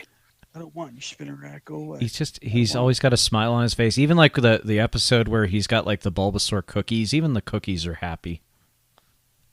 It's just something. Little Charlie. What's up? That was we're talking about those comics, right? Yes. Yeah. Little Charlie Gang. Okay. I love those. I still look forward to like the new ones coming out. I'm so tired of picky packs. They need to go away. Too many picky packs. Oh, those things. Right. They don't stop.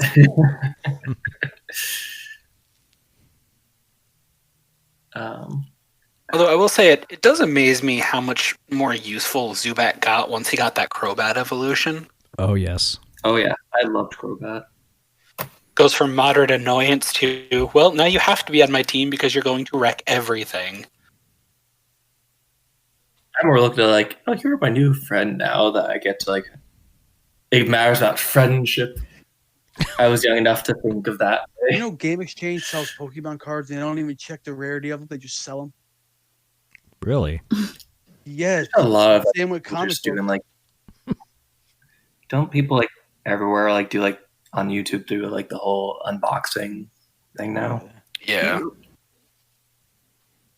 See, it's funny. I remember at a summer camp at the Y, one of the kids there just randomly got Pokemon cards. I had no idea what they were.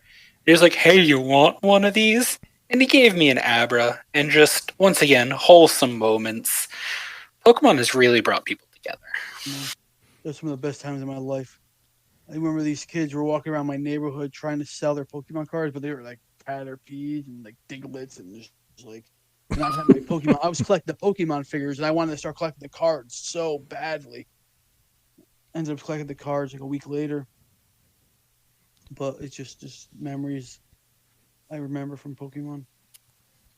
Do you remember? You remember those Burger King toys they had with like the golden like faceplate card things? Yep. Yep. I remember when you got the ancient Mew when you went to the movie. Yeah. I got an Electabuzz from that. I have a binder full of cards that I can't wait to go look through when I finally get the chance.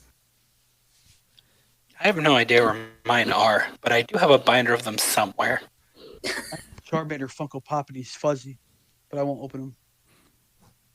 My kids started collecting those cards too, and it's hard trying to teach my son how to play the game because I barely understand how to play. But it's more like, oh, I just want to collect the cards. It's like, okay, that's fine. I play the Final Fantasy card game. I'm pretty good at that. If you want to help him learn how to play, you could try to find the ROM of like the old classic like Game Boy like games of those. Oh, I forgot about that one. Pokemon card game, and there's that little creepy guy. Yeah, that game was so much fun though. It was. I was awful when I was a kid. Oh, it was so hard. I had no idea what I was doing. I just loved it. Like it was like I don't know. I just loved like just RPG games back then because it was like you're like in the game, like you make your own little. I don't know. It's just I don't know. It was just so immersive, I guess, because like you're able to walk around and like go to different places and I don't know. So you know what card game never made sense? The original Yu-Gi-Oh card game on the Game Boy, no sense. No, not even the show. The game on the Game Boy was awful. Yep, yes, I know that one. It was all awful. I've never won a Yu-Gi-Oh battle with the cards in real life ever. I've lost every time I've played. Yu-Gi-Oh's protected by plot armor. As statistically speaking, he should have had a bad hand at least one of those games that he played. Well, his Millennium Puzzle allowed him to draw whatever card he wanted out of the deck. That's such cheating. Yeah, it's such a plot armor. Oh, there's a Cell versus video from Team 4-Star where they have Cell playing against Yugi. Oh, it's great. Yeah. He's just pulling out all the rules against him. It's like, yeah, that card's banned. That card's banned. Yeah, it's actually 8,000 life points. Don't know why you're saying 4,000. I got such enjoyment out of that. Such a wonderful series. Like, I'd recommend like anyone to watch those. I have to watch them. Yeah, it's just Cell fighting like all these random protagonists. He fights Ash. That one is fantastic too. Oh, so that's a pocket monster. They're ball monsters. Then it's a dual monster. Cell versus Marge Simpson. No, you got to look for the Team 4-Star. Yeah, they did a Cell versus Deadpool one as well. I got a Cell talk show with him and Kermit the Frog. Oh, that's Devil Artemis. He does some too. He's got the one where it's like Cell versus Ugandan Knuckles. You got Cell versus Marge Simpson too. They go in some weird directions with that. Yeah. Cell versus Among Us. Bugs Bunny. Plankton. Oh, there it is. Cell versus Kenshiro, Team 4-Star. They did versus One Punch Man too, which was great. And then the Pokemon one was the gem, though. I want to say that was the gem. Yeah. Especially the end. The end was Yeah. Just go away. Shoo shoo. Shoo shoo. Like the final part of that. I don't want to say it because like people that might watch it, but like, yes. It's so Corey, it's been out for years. Yeah, you can say at this point anyway. Well, I was gonna say some people that might be listening might have not. I don't know. Well, if anyone listening hasn't seen it, just go watch all of Dragon Ball Z Abridged. Honestly, you're in for a good time. It's better than the original series. In ways, Don't yes. say that. Now you're going to get all the hate. Yeah. Hey, they Yeah, that's shrunk. fair enough. They shortened You the can say the Frieza saga. Rankings of my podcast. Now, you can say the Sword Art That's fair Online abridged is better than Sword Art. Amen. And no one will hate you for that. Amen to that. Kirito becomes Over here interesting. trying to find a Munchlax.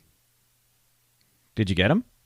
No, I keep getting Spinnerax and Rattatas and every. If I remember correctly, to get Munchlax, I think you need to do the whole like the horde fight, and then like when they call for someone like in that area, it has a chance of summoning Munchlax. So if you see like a Blissey, happening, walking around. They say he's to the right in the field next to your house and sun. Yes, but I think you need to have him like as like one of those like horde fight summons. I could be wrong. I'm gonna look it up before I say more wrong things. It's okay. I get enjoyment when you're wrong. Which is a lot. Yeah. And just for record, I'm usually wrong way more, just so people don't give me all of the hate for that. Is Pokemon Ultra Sun worth getting, or should I just keep Sun? What was that? Ultra Sun worth getting, or should I just keep Sun? The Ultras are Ultra definitely Sun? the Ultra games are definitely worth getting. What's the difference? Sorry. They're much better. They add on a lot more to the story and a lot more to the game than just the original Sun and Moon. Honestly, if they release Ultra Sun instead, that would have been much better. Like I still enjoyed Sun and Moon, but Ultra Sun and Moon had a lot more going on for I it. don't want to play Sun anymore. I just want to go get Sun. Ultra Sun. But the best That'd things be to fair. come out of Sun and Moon are just all the memes of Nebby, get in the bag. In the bag, Nebby. Oh god.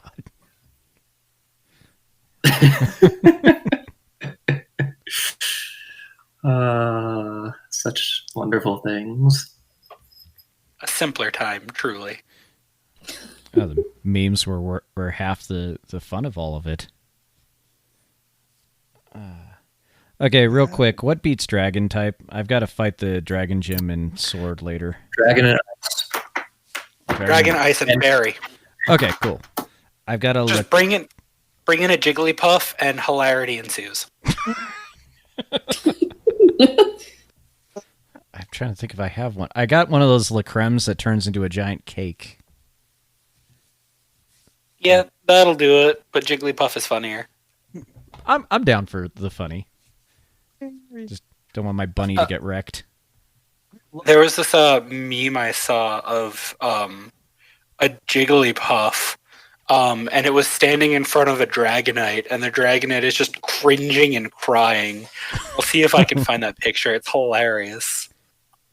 Listen, I played Jigglypuff a lot in Smash, and I always just was like I yelled like Jigga Punch, Jigga Kick.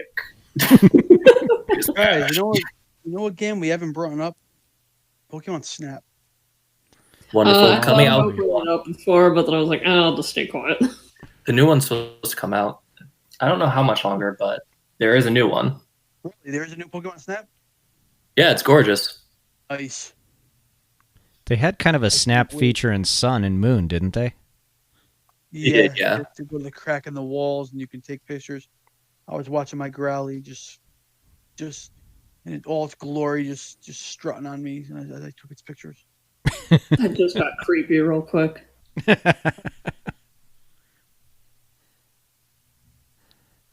Snap was fantastic. That was one of like maybe 5 games on the 64 that were worth getting. I remember I got that and Final Fantasy VIII in the same day. It's probably the greatest day of my life. One of them. Was that launch day? I'm not sure how. I think Final Fantasy VIII came out in September of 99. I love that picture. All right, so I'm pretty sure, just once again to counter what I was saying before, I was wrong about the whole Munchlax thing. I was thinking of Happiny was the one being summoned. So once again, my apologies for being wrong on that. Yeah, you were close. It's okay. Not for that Dragonite in the picture, it's not. Right. Illegal. So adorable. One of the other comics I see that keeps popping up is it shows a Pidgey fighting a Gyarados, and Gyarados uses Hyper Beam, and it shows like the beams like Dragon Ball Zing off the planet and everything, and it just shows Pidgey laying on the ground. Pidgey has fainted. Yeah. It's like, that's just such overkill. That's so. Final Fantasy VII originally came out September 7th, 1999. My podcast came out this year, September 7th. Final Fantasy VIII came out September 9th, 1999. No, it was Final Fantasy VII came out 97, not 99. Final Fantasy VIII. Happy September then. Nice. Woo! September. Also to build September. I say nothing. Let's build off what you're saying about the Hyper Beam one. awkward Did you see the one where like Wailord used Body Slam? Oh, I don't think I've seen that one. Oh, it's look that up. Okay. Also, does anybody find it kind of weird how they when they went from like I think it was maybe Gen 2 to Gen 3, they reclassified some of the moves, like when they added like legit special typing and stuff. And you had like Hyper Beam, which was a physical move, and now it's, you know, Special Beam Cannon style. It just kind of was weird. I mean, I won't lie. I loved the Bug one was my favorite. Bug, after like the first generation of normal, Bug has gone way up high on my list. I think it's pretty much Bug, normal, and fairy now for me. Top favorite. Well, I mean, they made Bug useful, which was nice. Definitely. But I guess, yeah. I always loved the Bug Pokemon, though. I love Pinsir. I was a huge fan of that. The original Pinsir Scyther couldn't learn any bug moves. That's besides the point. I love Pinsir itself. I love Scyther. It doesn't matter. I mean, that was basically my logic. Yeah, because Pinsir had Guillotine, didn't he? Yeah. The greatest move ever in the game. Like a 50% chance of one hit killing him. Just X accuracy, and Guillotine works wonders. Oh, yes. I didn't even bother with that. I just rolled the Pinsir was dice. Heracross. Oh, Heracross is fantastic. Sorry, Items. I just sell them. I don't know why. I just try to bum rush Pokemon. I mean, so here's the thing, though, is when you do Nuzlocks, those items more than have their uses. Yeah, because you're selling revives. Because you can't use them per the rules. Oh, gameplay mode you were telling me about? Yeah, that challenge mode. Because, like, the thing that's weird about Nuzlocke is without items, you're losing Pokemon to every gym trainer. Like, there's really not much you're going to do about it. And it's a lot of fights that you should win that just it ends poorly because you don't have you're not using items. So I mean those become crucial. Or it's just Graveler used Explosion. There goes a Pokemon. Coward. Yeah, I don't know if you can detect the salt there, but don't So ever weird. fight a Graveler. Oh, I've had that happen to me too, so I feel your pain.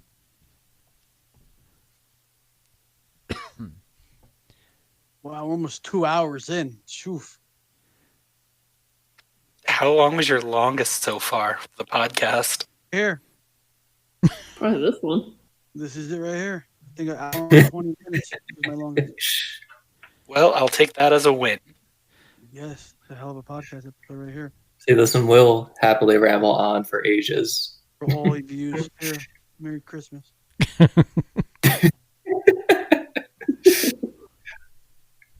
Oh, I see that you posted the what kind of Pokemon? You be a master. Pokemon master. So I will be writing a brand new chapter. Pokeball, go, go. So we did talk about it earlier, but that was one of the biggest things I liked about the Mystery Dungeon series was they had like that little personality quiz that would assign you a Pokemon. Oh, that sounds good. So, what were the options of how many Pokemon can you get assigned? Depends on the game. Wow.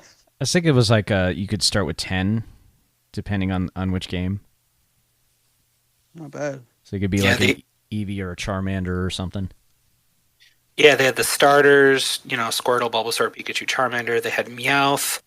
They had Eevee, a couple others. Oh, I lied. Surfetch is probably my new favorite Pokemon. I love Surfetch. Mm. But what about Weezing in a top hat?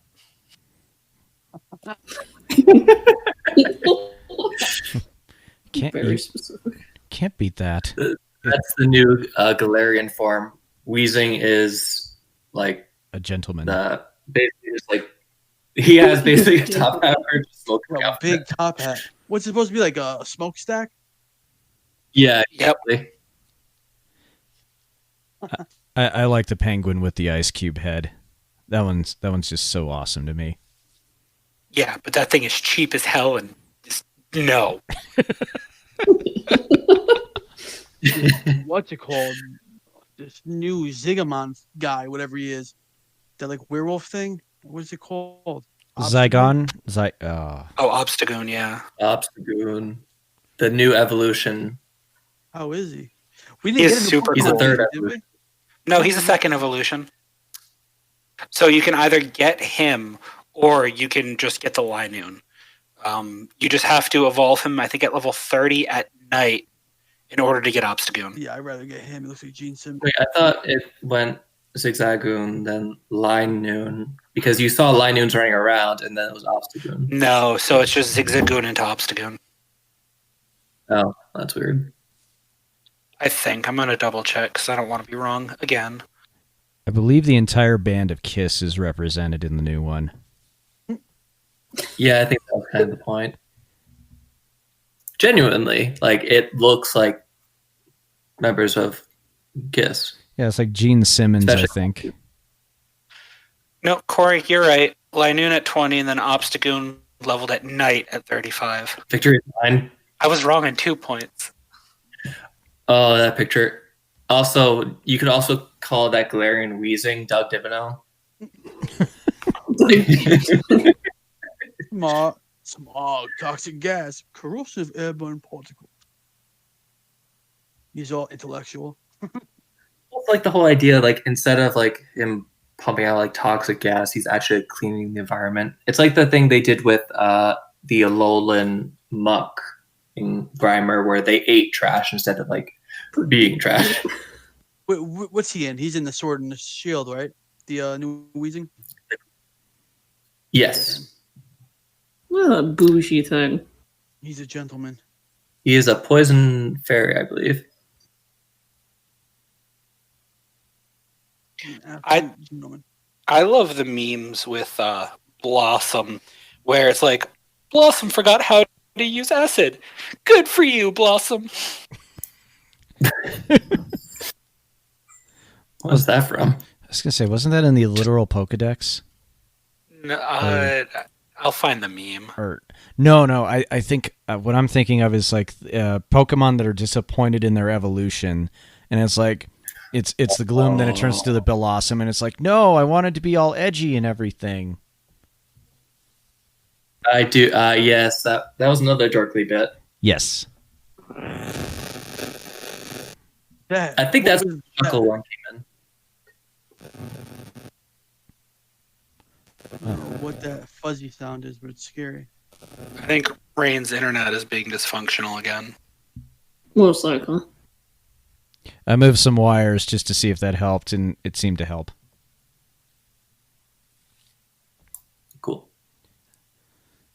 That or it's because my phone was next to my computer. That might have been it. That's entirely possible. Oh. All right, everyone. I've actually got to take off. Got to go make sure the kids are getting ready for bed and everything. Okay, so that's it. Everybody, we will see you for episode 2 sometime when we figure out all of our schedules. Choco Bros, Moogals, Bird Keepers, Bug Catchers, Game Freaks, Masterclass, and to you youngsters, sages, sailors, Pokemaniacs, and trader lasses. Until next time, we are the Pokecast, and we will see you later. Later, everyone. It was a pleasure. Like, Goodbye.